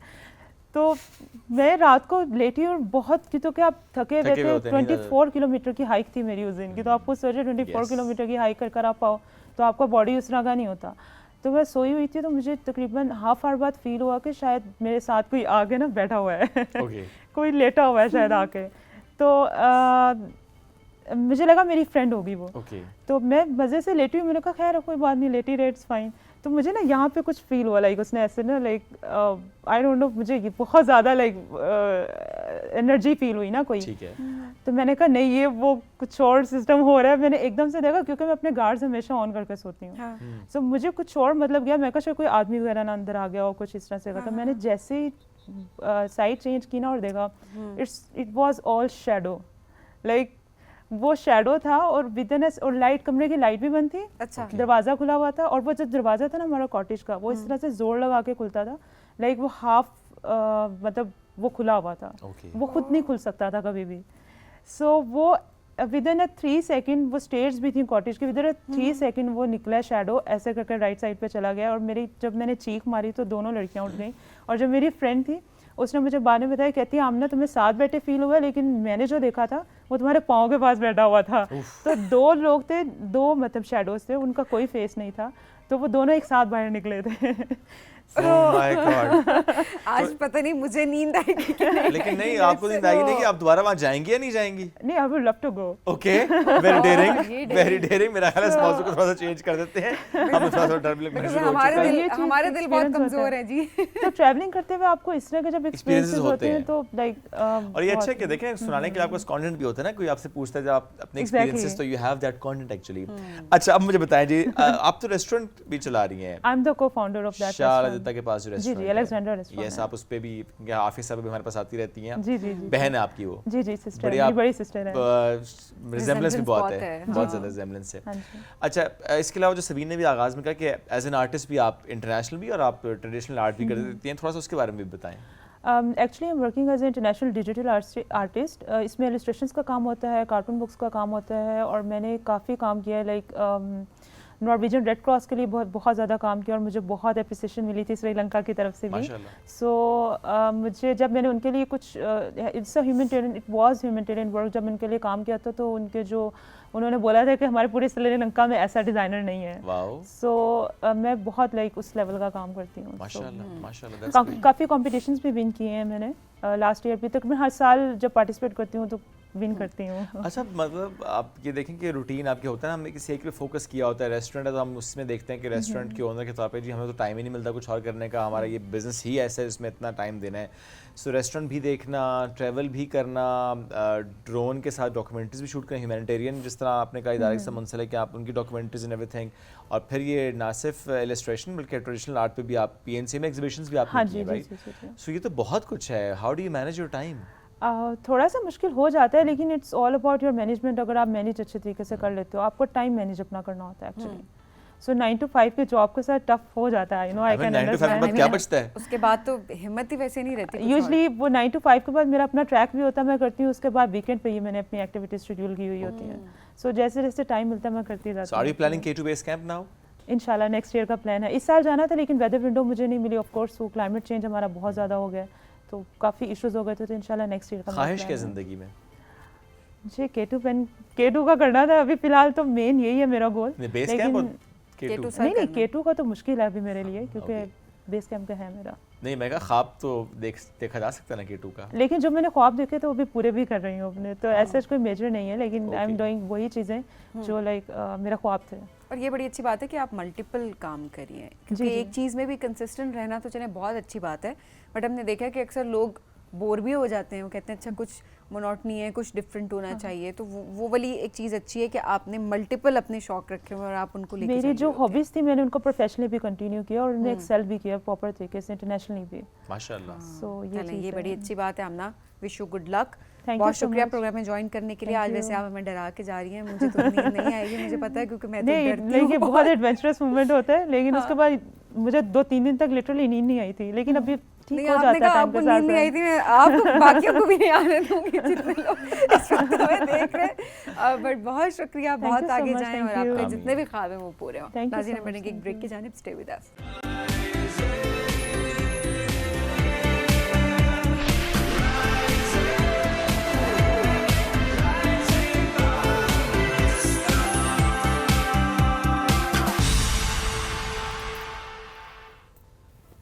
Welcome back. राइजिंग पाकिस्तान में एक बार फिर कहते हैं खुश आमदीद। हम अक्सर ये फ़िक्र लेकर बैठ जाते हैं कि इस इवेंट में जाना है तो क्या पहन कर जाना है, ऑफिस जाना है, रूटीन में जा रहे हैं तो चलो आप रूटीन से चल तो रहे होते हैं, बट स्टिल समहाउ आप सोचते हैं कभी कभी किसी मीटिंग को लेकर या बॉस के पास जाते हुए कि अच्छा क्या पहनना चाहिए था आपको।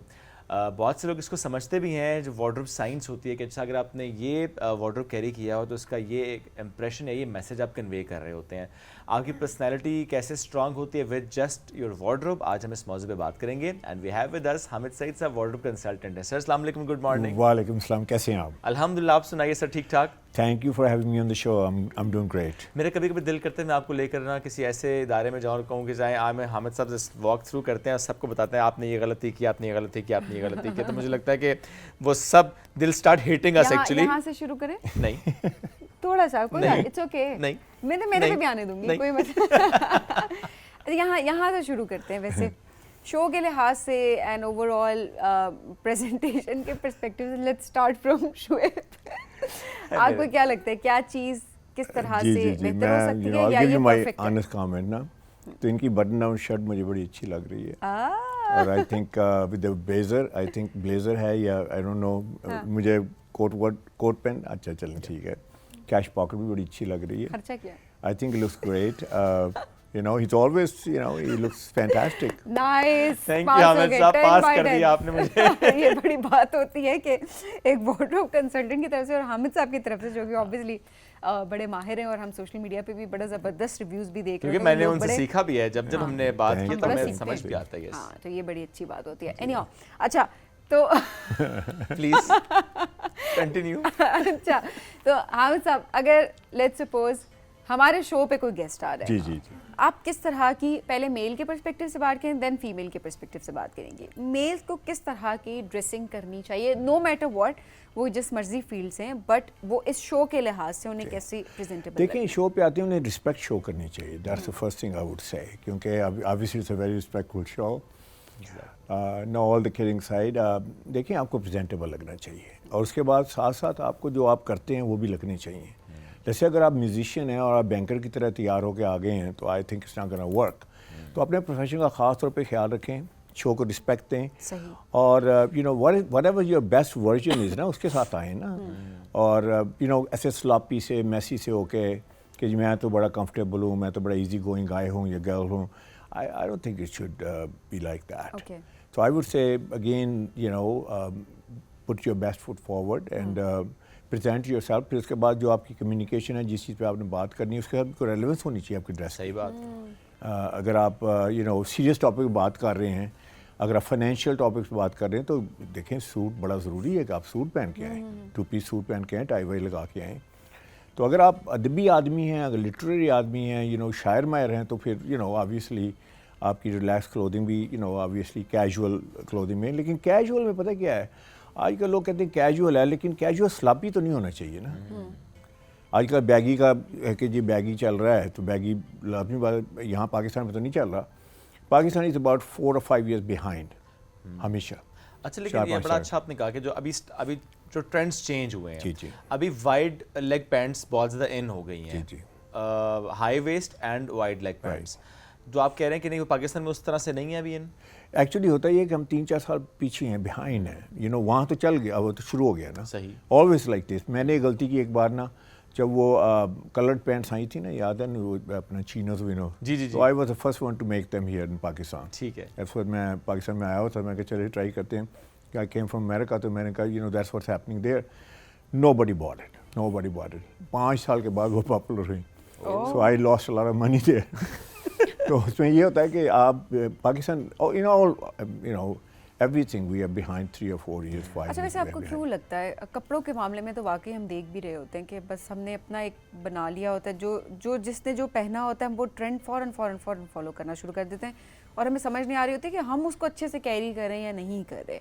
सो ये वाली अवेयरनेस अभी तक लोगों में आपको क्यों लगता है नहीं है? क्या हमने इतना इम्पोर्टेंस नहीं दी हुई है ड्रेसिंग को, अपनी पर्सनालिटी को, या हमें लगता है कि बस ठीक है हम जिसमें कंफर्टेबल हैं हम वही करें? एक्चुअली पाकिस्तान में कोई इस टॉपिक पे बात ही नहीं कर रहा था। मैं आप पाकिस्तान में अवेयरनेस क्रिएट किया है। यकीन करें कि इतनी एपिटाइट है कि you not gonna believe it, कि लोग दे वांट टू नो। मतलब you know how is it possible कि मैं पूरे पाकिस्तान में KP से लेकर कराची तक थाउजेंड्स ऑफ पीपल से बात कर रहा हूँ, मिलियंस थ्रू, जैसे आपने कहा सोशल मीडिया से, और कोई किसी किस्म की रेजिस्टेंस नहीं है। लोग ये नहीं कह रहे कि आप who the hell you are, why you talking about this. और यकीन करें कि मैं ब्यूरोक्रेसी सारी करता हूँ, सारी जुडिशरी करता हूँ। There are very you know talented people sitting there, intelligentsia है, तो they could put me on the spot कि यार क्या तुम बात कर रहे हो। But they are glued to their chairs, they want to know everything. Yes. So actually, I think it was a gap there. I mean, not that it had nothing to do with me. लेकिन message जो था, I think it was right time, right place, and the right message I came. और you know, I just tell you this. अभी recently मैं बलूचिस्तान से आ रहा था, वहाँ मैंने वहाँ की सिविल सर्विस अकेडमी की, और मैंने प्लेन लिया, मैंने Islamabad I had an engagement. तो मैं उतरा हूँ अभी जहाज़ से, 4-5 लोग पीछे भागते भागते आए, हमेशा मैं कैसा लग रहा हूँ। I can believe it. उसके बाद एक लड़का आया जिस द क्लाइमेक्स होते हैं, बिल्कुल you know very young, like 18-19 years old ना। तो सबको पीछे करके कहता नहीं मुझे बताएं मेरी skin tone, eye colour, hair colour पे मैं कैसा लग रहा हूँ। तो मैंने से पूछा, मैंने कहा ये you know what do you do by the way, you know तुम इतने क्वेश्चन पूछ रहे हो। तो एकदम नीचे नजरें करके कहता है एक्चुअली मैं तो एक लेबरर हूँ, मैं कहीं फॉरेन कंट्री में काम करता हूँ। I can believe it, grass root पे ऊपर। और इस तरह मुझे एक और मेरे क्लाइंट आए, वो क्लाइंट भी यू नो फर्स्ट टाइम कहने के थे, प्रोफेसर थे साइकोलॉजी के, कहते हैं हम साहब किसी के लिए कभी नहीं निकला हूँ बाहर, कभी मिलने नहीं गया हूँ, आपको मिलने आ रहा हूँ। टोबर टेक सिंह आए और साथ में ये कहने लगे आपका मैसेज बताऊँ कहाँ तक पहुँच गया, भट्टे में जो बैठा हुआ ईंटें बना रहा है ना, वो भी आपकी वीडियो देख रहा है। जबरदस्त। So that has nothing to do with me. Actually, this is like their desire. ना नो बड़ा कोई अच्छा बता नहीं रहा ना, एपिटाइट है ना लोगों को, एपिटाइट है लोगों क्योंकि ज़ाहिर है इस बारे में कभी उस तरह से बात ही नहीं की गई। हाँ, लोगों को बताया ही नहीं गया। बिल्कुल, शूज़ कैसे पहनने हैं, यू नो। आई मीन मैं जुडिशरी करता हूँ, तो मैं देखता हूँ कि 80-90% जो है वेकेशन और मैंने लोफर्स पहने सूट्स के साथ 2 पीस, तो जो ही मैं सूट्स की बात करता हूँ तो सारे पाँव छुप जाते हैं। So I mean, you know, but this is not their fault ना, किसी ने बताया नहीं है। कहाँ ग्रूमिंग, आप मुझे बताएं कहाँ हो रही है पाकिस्तान में? ग्रूमिंग स्कूल है, कोई फिनिशिंग स्कूल है पाकिस्तान में? और स्पेशली जो हमारा रिमोट एरिया से सारा टैलेंट आता है, तो you know they are very talented, they are bright, they are intelligent, they everything, they have got everything going for man female. उनके आउटलुक पे उस तरह से यही CSS में जाते हैं, यही जुडिशरी में जाते हैं, यही आपकी लम्स में जाते हैं, नस में जाते हैं, जो लेकिन जो मिसिंग पार्ट है वो ये है कि ग्रूमिंग नहीं हुई। तो ग्रूमिंग कहाँ से होगी?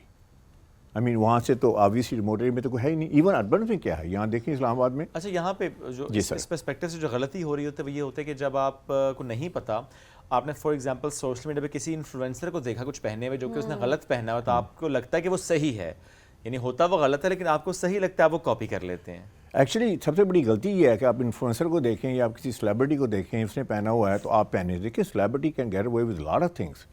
एक बंदा कहता है जी मैं तो ब्लैक सूट पहनूंगा, यू नो अच्छा खासा प्रोफेशनल बंदा था, ब्लैक सूट पहनूंगा, ब्लैक शर्ट पहनूंगा, टाई वाई नहीं लगाऊंगा और आई वांट टू कम। मैंने कहा फिर आप ब्लैक ग्लासेस भी लगा लें, फिर स्नीकर भी पहन लें, आप म्यूजिशियन लगे ना फिर। तो एक्चुअली बात यह है कि वो जो इमेजेस हैं ना, दे वर्क फॉर देम। तो you have to realise one thing कि जब आप किसी को फॉलो कर रहे हैं, देखें आपकी सर्टन फिजिक है, आपकी सर्टन कलरेशन है, आपका डिफरेंट प्रोफेशन भी है। हाँ, डिफरेंट प्रोफेशन भी है। एंड देन कलर ब्रेक करना भी बड़ा इंपॉर्टेंट होता है। आपको एक कलर में सर से पांव तक, वो भी थोड़ा सा मोनोटोन। अच्छा, मोनोटोन इज टू एंड वैसे बाय द वे। नहीं, मोनोटोन की बात नहीं, सिर्फ बात मैं वो कर रहा था कि देखिए वो एक लुक है ना, म्यूजिशियन की लुक है ना, जब आप देखेंगे कि वो उसको सूट कर रही है, वो कैरी कर लेगा। हाँ, तो लेकिन उसको आप नहीं कर सकते एज अ बैंकर या एज अ एंटरप्रेन्योर, कुछ भी आपका प्रोफेशन डिफरेंट, आप नहीं कर सकते। वैसे बेसिक अवेयरनेस भी हम ये देखें रोजमर्रा, ये तो हम कह रहे हैं ना कि कहीं पर जाना हो या आपने एक गेटअप करना हो, उस पर्सपेक्टिव से लिटरली जब आप किसी मॉल में जाते हैं, आप वहाँ पर भी जाके देखें, लड़कियों के पर्सपेक्टिव से मैं स्पेशली ये कहूँगी कि वो दे डोंट नो कि उन्होंने क्या पहनना है। अब मॉल में इतनी इतनी हील्स पहन के जाना, एंड देन यू नो एक प्रॉपर गेटअप, वहीं से शादी पे जाना नहीं, मैं हैरान होती हूँ कि इतना डॉल्ड अप होके और प्रॉपर जो है वो बैक कॉमिंग एंड ठीक है, परफेक्टली फाइन, आपको शौक है तैयार होने का आपको, लेकिन स्टिल आप उस लुक को फिर कैरी भी करें। बट मैंने लिटरली वो कैरी करते नहीं देखा, और ये मैं नहीं नाम लूंगी उस शहर का भी जिसका सब समझ गए होंगे मैं कहाँ की बात कर रही हूँ। बट वो रंग बिरंगा बनना आपको ज़रूरी नहीं होता, या आप बन भी रहे हैं देन आपको उसको कैरी करना बहुत इंपॉर्टेंट है। मेरा मानना ये कि देखें, अब एक बंदे की सिग्नेचर लुक होनी चाहिए। सिग्नेचर लुक का मतलब ये नहीं कि जब मैं सूट पहनूं तो बड़ा अच्छा लगूं, उसके बाद you know otherwise you know I just don't look, I look sloppy और मैसी। तो आपके पास लाइफस्टाइल क्लोथिंग होनी चाहिए। आपके पास सूटिंग होनी चाहिए जिसमें 2 पीस सूट है, क्योंकि इवेंट्स आते हैं जहाँ पे आपको 2 पीस सूट पहनना पड़ता है। अब शादी पे आप जाते हैं तो यू नो अगर वलीमा वगैरह है तो आप वहाँ पे आप कैजुअल कपड़े पहन के जाएंगे तो I think they will never forgive you for that. तो आपकी सूटिंग है, हो सकता है 1 या 2 की ज़रूरत हो अगर आप डेली सूट पहनने वाले नहीं हैं। फिर उसके बाद यह है कि जब सूट नहीं पहना तो फिर क्या पहनना है, यहीं पे सबसे बड़ा डिलेमा है। तो उसमें यह है कि अगर आपने प्रोफेशनल लगना है तो आपको ब्लेज़र साथ में पहनना चाहिए। ब्लेज़र के साथ आप ओपन कॉलर शर्ट पहन सकते हैं, उसके बाद आप लाजमी आता है उसके साथ नाइस ड्रेस पैंट पहन सकते हैं। फिर उसके बाद आ जाते हैं कैजुअल में। तो कैजुअल में तो कोई राइम रिदम होना चाहिए ना। सबसे पहले तो फिटिंग होनी चाहिए ना अच्छी। अब ये थोड़ी ना कि आप बैगी सी चीज़ पहन के आ जाएं, आप ये एग्जैक्टिव हैं, यहाँ पे आप सी लेवल के बंदे हैं, उसके बाद एकदम से आप जब कैजुअल में आते हैं तो यू लुक लाइक कि आप यू नो एक ऑर्डिनरी से you know whatever you know एक लो मैनेजमेंट के लेवल के बंदे हैं। तो आई वुड से कि वहाँ पे भी आपकी इवन कि फिर आप जिम में जाते हैं तो जिम क्लोज होनी चाहिए। ये थोड़ी ना आप शलवार कमीज पहन के आ जाएं और उसके बाद आप ट्रेडमिल पर चढ़ जाएँ। तो आई वुड से I have seen this, you know. Yes. So, और ऊपर से आपने चप्पल पहनी हुई है, you know. I mean some gyms are, you know, I don't know how they allow that. Seriously, कुछ gyms जिसमें अलाउ होता है उसमें हम देखते हैं वो शलवार कमीज पहने हुए कमीज उतारी जिम कर रहे हैं, बंदा कहता है क्या कर रहे हो भाई। तो देखें ये है ना, आपकी एक सिग्नेचर लुक होनी चाहिए। ये नहीं कि आप एक दिन बड़े अच्छे लगे, दूसरे दिन समवट अच्छे लगे, तीसरे बंदा कहता है ये वही है बंदा है। तो इसमें सारा आपने, अगर आपका लाइफस्टाइल क्लोथिंग नहीं है तो then obviously you can't have a signature look. Absolutely ऐसी है। पाकिस्तानी स्किन टोन के हिसाब से वी आर व्हीटिश एक्चुअली, सो उसके हिसाब से कौन से कलर हैं जो कि आपको लगता है कि पाकिस्तानी यंग बॉयज़ को तो बिल्कुल नहीं पहनने चाहिए? देखिए मैं ये कहूँगा गोरों के कलर मत पहने। गोरों के कलर्स क्या हैं? देखिए जितने खिज़ां के पत्तों में कलर्स हैं वो गोरों के कलर्स हैं। खिज़ां के पत्तों में क्या है? उसमें मेहंदी है, उसमें ऑलिव्स हैं, उसमें आपके पेपरिका है, उसमें रस्ट है, उसमें ब्राउन्स हैं, ब्राउन्स के शेड्स हैं, टैन्स हैं, टैन्स के शेड्स हैं। तो ऑब्वियसली दोज आर नॉट वो गोरों के लिए बने। देखिए अल्लाह ताला ने ना हिकमत के साथ चीज़ें बनाई हैं। ऐसे नहीं है कि ऑब्वियसली अल्लाह ताला ने चीज़ें जो है बड़ा उसमें मंतक है। तो उसमें यह है कि डिफरेंट कलरेशन क्यों पैदा की गई हैं, जैसे गोरे गोरे क्यों पैदा किए गए, काले काले क्यों हैं, हम एशियन क्यों हैं। तो एक तो आइडेंटिफिकेशन पर्पज से है, ताकि हम पहचाने जाए हम किस कॉन्टिनेंट से कहाँ से बिलोंग। और दूसरा सबसे बड़ी रीज़न यह है कि हमारी स्किन टोन क्या है, हमारी स्किन टोन पे कौन से कलर्स अच्छे लगते हैं। ख़वातीन ज़्यादा अक्सर जानती हैं कि अगर राइट कलर नहीं होगा तो आपकी स्किन ग्लो नहीं करेगी, आपकी आइज मोर वाइब्रेंट नहीं लगेंगी। Most of the women know that. So I would say that आपके कलर जो पाकिस्तानी हमारी स्किन टोन पे कलर्स लगते हैं, मैंने सारे रटवा दिए हैं, फिर मैं रटवा देता हूँ। ब्लैक है, black we look absolutely stunning in this. आप इसमें 2 पीस सूट पहन सकते हैं, आप इसमें ड्रेस पहन सकती हैं मैम, इसमें हिजाब कर सकती हैं, इसमें दुपट्टा पहन सकती हैं, फिर इसके बाद शर्ट पहन सकते हैं ब्लैक शलवार भी पहन सकते हैं। Black means power. अच्छा, दूसरा कलर है वो dark navy. Dark navy means I am approachable but I have also M powerful. तो आपको दोनों चीज़ें लगनी चाहिए, पावरफुल, अप्रोचेबल। और तीसरा कलर है चारको ग्रे और चौथा कलर है मीडियम ग्रे। ये 4 कलर्स हैं जो आपके एसेंशियल कलर्स हैं। राइट। इसके अलावा आप जो है शर्टिंग में आप बेशुमार कलर्स पहन सकते हैं। वाइट पहन सकते हैं, white is your best colour. White means trust me, white means credibility, white mean I am sophisticated, honest. अंदर से भी ऑनेस्ट होना चाहिए, ये नहीं कि आप शर्ट से ही ऑनेस्ट लग रहे हैं। तो कई लोग मुझे कहते हैं कि हर रोज़ वाइट शर्ट पहनूँ, तो मैं क्या आप हर रोज़ ऑनेस्ट नहीं लगना चाहते? So anyway white shirt is your best. ठीक है सर, ब्लू शर्ट है, लाइट ब्लू है, मीडियम ब्लू है, they are great shirt, corporate colours हैं। कलर चाहते हो तो जैसे आपने पहना उसमें आप बेबी पिंक ले सकते हैं, उसके बाद बेबी पर्पल ले सकते हैं। अब ख़वातीन के लिए तो बेशुमार और कलर्स हैं, जैसे पर्पल, डीप पर्पल हैं, पिंकिश शेड्स हैं। देखिए, अगर आप एक इंपॉर्टेंट पोजीशन में वुमन हैं, let's say for example corporate woman हैं, तो आपने एक स्ट्रॉन्ग मैसेज देना, तो उस दिन पिंक मत पहन के आएँ। You have to give a strong message to your whoever. Because वो आपकी personality की soft हाँ, side softness show की वजह से करती है। obviously you don't want to look that soft on that So day. colors का professional उसमें अगर आप कोई strong बात करना चाहते हैं तो जी बिल्कुल है, उसका क्रिएट करना चाहते हैं तो you should not wear you should not wear it. मैं आपको छोटी सी मिसाल देता हूँ, अपनी पर्सनल मिसाल देता हूँ। I have a nephew ना, तो वो एचिसन कॉलेज में जा रहा था, तो थोड़ा सा उसका एटीट्यूड आ रहा था कि obviously it's एचिसन कॉलेज तो so anyway my brother called me कि यार इससे ज़रा drill some sense into him ना, बड़ा बदतमीज़ हो रहा है जो हो रहा है। तो anyway मैंने उसे मीटिंग करने गया, तो मैंने सोचा मैंने क्या पहन के जाऊँ। मैंने कहा एचिसन का है तो ऑब्वियसली इसका।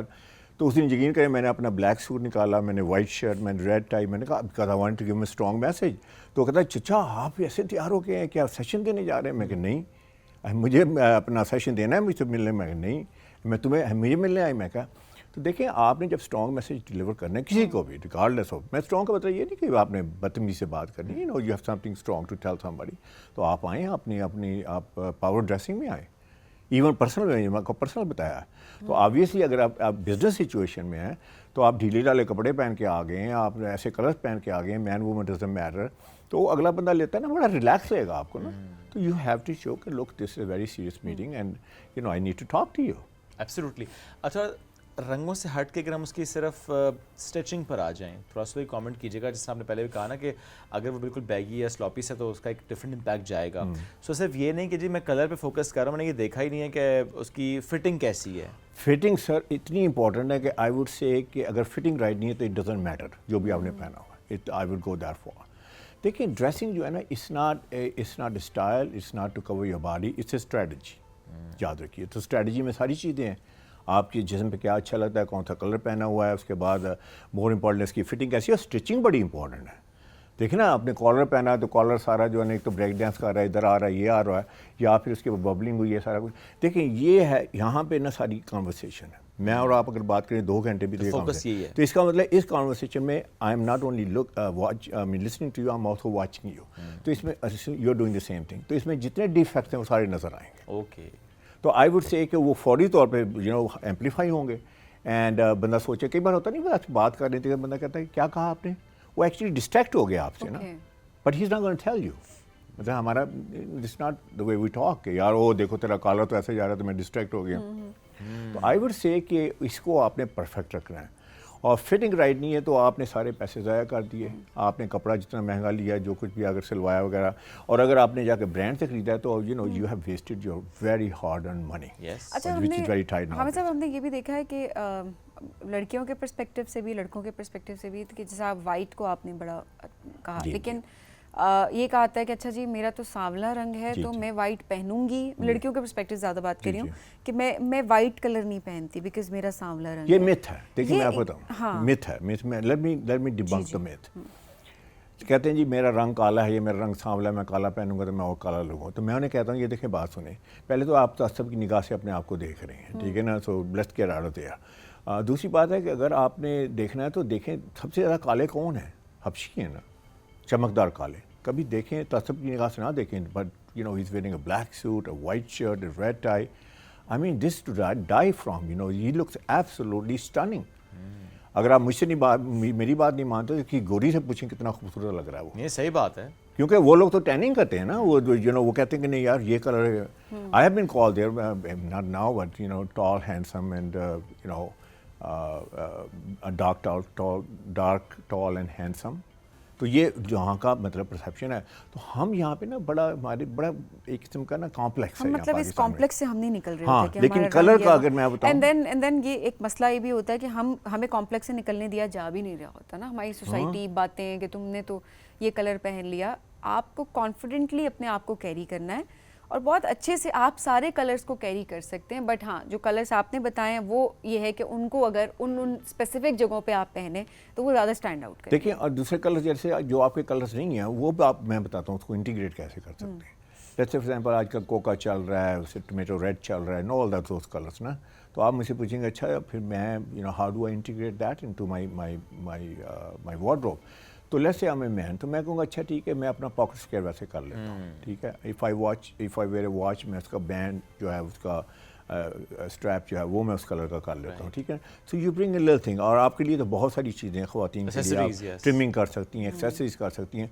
द मोस्ट इंपॉर्टेंट थिंग जो फेस के पास कौन सा कलर आ रहा है, दैट्स द वन दैट चीज़ें जो बेसिक कलर्स जो हमारे ऊपर अच्छे लगते हैं हमें वो रखने चाहिए। उसके बाद हम बाकी जितने कलर्स हैं, क्योंकि once I see that coca colour, once I see that orange, once I see that whatever, तो अगर मैं कहीं एक्सेसरीज मुझे नज़र आया तो मैं तो फुल देख रहा हूँ ना बंदे को, तो आई वुड सी दैट, तो आई वुड से ओके यार नॉट ओनली दैट ही और she is very nicely dressed and properly dressed, और उसके बाद कलर भी राइट हैं और they also look fashionable, you know. तो आप फैशन को इंटीग्रेट कर सकते हैं। सबसे बड़ी मिस्टेक पाकिस्तान में ये है कि कई लोग करते हैं वो फैशन को अपने आप को नहीं देखते, वो सारे का सारा फैशन थोप लेते हैं अपने ऊपर। तो I think it's not gonna look good ना। आप देखें फैशन का कौन सा फीचर जो है जो आप पे सूट कर रहा है, जो सूट कर जो रहा आप है, कैरी कर सकते हैं। हाँ, तो it's not- जैसे सपोज मेरा लंबा छोटा फेस है ना, राइट, तो मैं अगर इतने बड़े कॉलर लगा लूँ, इतने बड़े लंबे कॉलर लगा लूँ, even that they are let's say for example they are not in right now, I will look my face will go from here to here ना। तो एस्थेटिकली अपना करना। सो अपने बॉडी टाइप को देखते हुए आपने ड्रेस का इंतखाब करना होता है या वार्डरोब का इंतखाब करना होता है, फॉर श्योर अपनी स्किन टोन को भी देखते हुए, हालात को भी देखते हुए कि किस जगह पे आपने क्या पहनना है और किस तरह से अपने आप को कैरी करना है। It's not the colour, it's the way that you are carrying. 5 piece है, मैं क्विकली बता देता हूँ। पहली चीज़ है पिगमेंटेशन, आपने कलर्स को ख्याल रखना है जैसे आपने कहा। दूसरी बात है आपकी फिज़ीक के साथ आपने देखना है कौन सी चीज़ें आप पे फिट होती हैं और आपने वो स्टाइलिंग पहनी है। और तीसरी चीज़ है पर्सनैलिटी पे कपड़े सूट करने चाहिए ना। जैसे एक बंदा जो है बड़ा फ्लेम्बॉयंट बनता है लेकिन एक्चुअली अंदर से फ्लेम्बॉयंट नहीं है तो उसको चलना ही नहीं आएगा ना, एंड वाइस वर्सा। और चौथी चीज़ ये है कि आपने अपने प्रोफेशन के मुताबिक कपड़े पहनने हैं। और पांचवी चीज़ अपनी पोजीशन के मुताबिक कपड़े पहनने हैं। देखिए जब पोजीशन के मुताबिक कपड़े नहीं पहनते, पाकिस्तान में सैड पार्ट ये है कि वार्डरोब अपग्रेड होता है लेकिन सीवी अपग्रेड होती है, वार्डरोब अपग्रेड नहीं होता। क्योंकि ग्रूमिंग का कॉन्सेप्ट नहीं है। तो ये सेशंस भी, ये सेगमेंट्स भी हम इसीलिए करते हैं कि किसी ना किसी तरह कोई मैसेज आप लोगों तक पहुंचा सके। और बहुत ज़बरदस्त तरीके से हमें सब आपने इसको एलैबोरेट किया। बहुत शुक्रिया प्रोग्राम में हमें ज्वाइन करने के लिए। Absolutely, and with the message हम इस प्रोग्राम को आप इख्तिताम करेंगे कि जिस तरह से हमने प्रोग्राम के आगाज़ में भी क्लाइमेट चेंज की बात की थी, हमने उसके इम्पैक्ट की बात की थी, हमने कहा था जो मेजर्स लिए जाने चाहिए उस पर बहुत ज़्यादा बात होनी चाहिए। प्राइम मिनिस्टर ने भी इसका इनिशिएटिव लिया एक बार फिर से, क्योंकि हमेशा से फोकस रहा है कि कैसे ग्रीन पाकिस्तान की तरफ हमने बढ़ना है, कैसे पाकिस्तान को और ग्रीन करना है, कैसे ग्रीन कवर को बढ़ाना है, फॉरेस्ट कवर को बढ़ाना है। तो 3 मंथ्स के लिए स्पेशली अब ये कहा जा रहा है कि और ज़्यादा प्लांटेशन होगी। और स्पेसिफिकली हम नॉर्थ की बात करते हैं जहाँ पे हमने देखा कि बहुत डिफॉरेस्टेशन हुई जिसका नुकसान उन्होंने उठाया और स्टिल उठा रहे हैं। तो अभी बहुत अच्छी बात है कि इसको मज़ीद फोकस किया जा रहा है कि हमें पाकिस्तान में ज़्यादा से ज़्यादा शजरकारी मुहिम करनी है। So it's not just PM, I would say that please अपने अपने लेवल पर, अपने अपने इदारों के लेवल पर as an individual do that. 1 पौधा लगाएं, 5 पौधे लगाएं, 10 पौधे लगाएं, कोशिश करें अपने आसपास। और ये बहुत ज़रूरी होता है कि अपने इलाके को समझते हुए वहाँ के इन्वायरमेंट को, सॉइल को समझते हुए आपने पौधे लगाने तो ऐसे होते पौधे हैं। ना लगा दें जो सब लगा रहे हैं, जो ऑलरेडी जो कि उतने फ़ायदेमंद नहीं हैं जो कि होने चाहिए। तो इट्स इम्पॉर्टेंट कि अपने बच्चों को भी कहें, एंड स्कूल्स को भी हम ज़रूर कहेंगे, यूनिवर्सिटी लेवल पे हमारे जितने तालीमी इदारे हैं वहाँ पर, क्योंकि बच्चे काफ़ी ज़्यादा फॉलो करते हैं टीचर्स को, और जब एक ऑर्डर दिया जाता है और या कोई एक्टिविटी प्लान की जा रही होती है तो वो ना भी चाहें तो पौधा लगाना होता है सबको। तो इस तरह की भी फोर्स्ड अगर किसी तरीके से इम्प्लीमेंटेशन भी करवानी पड़े तो करवाएं जी। वो ज़रूर करवाएं। ये हम सब के लिए, इन बच्चों के लिए और हमारे आने वाली जनरेशन। पौधे लगाएं, उनकी हिफाजत करें, और जो ऑलरेडी दरख्त है उनकी कटाई को रोकने के लिए अपने स्टेप्स लें, ये बहुत ज़रूरी है। अपना बहुत सा ख्याल रखें। अल्लाह पाकिस्तान का हामी नासिर हो। आपसे दोबारा मुलाकात कल करेंगे। अल्लाह हाफ़िज़।